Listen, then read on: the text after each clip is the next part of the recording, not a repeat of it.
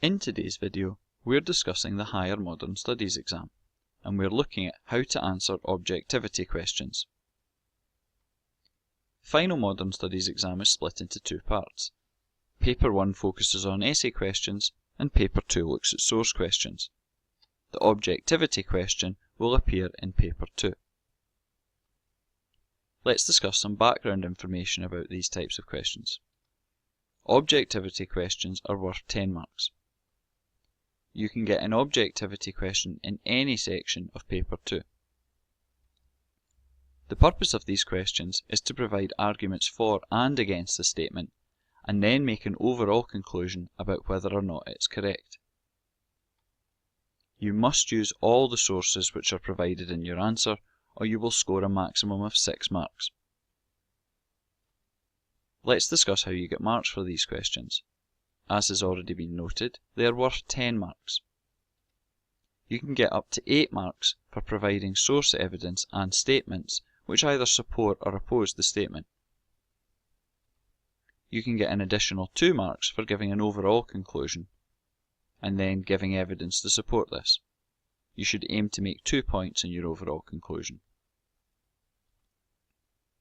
Let's look at one approach to answering these questions in order to help you maximise the number of marks you get.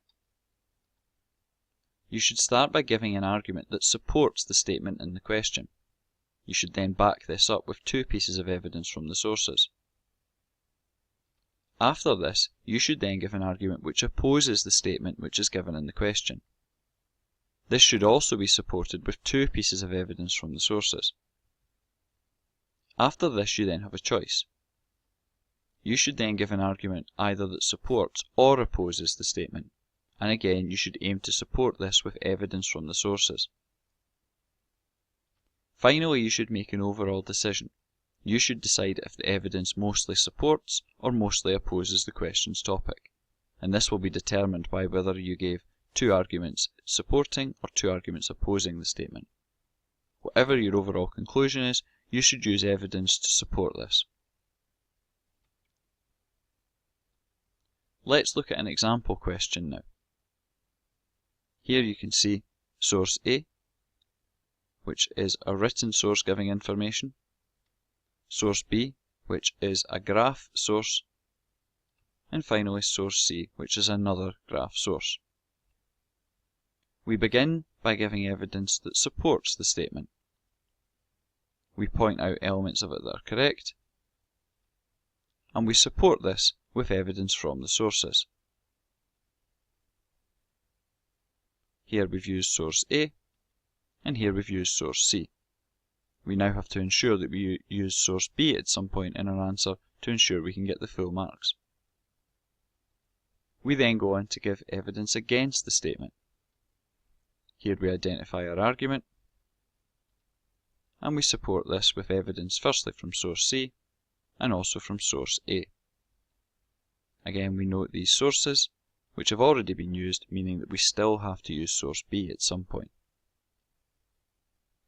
Finally, we give a third statement. In this case, it can be for or against the statement, although this example argues against it.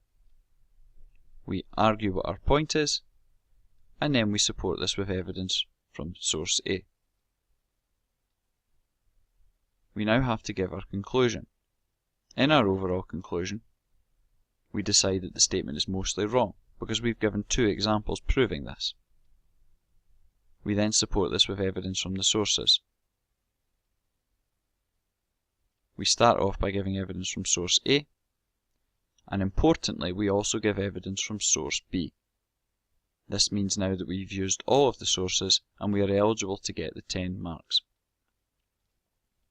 Let's look at the answer in summary. We start off by giving an argument in favour of the question statement and supporting this with evidence from the sources.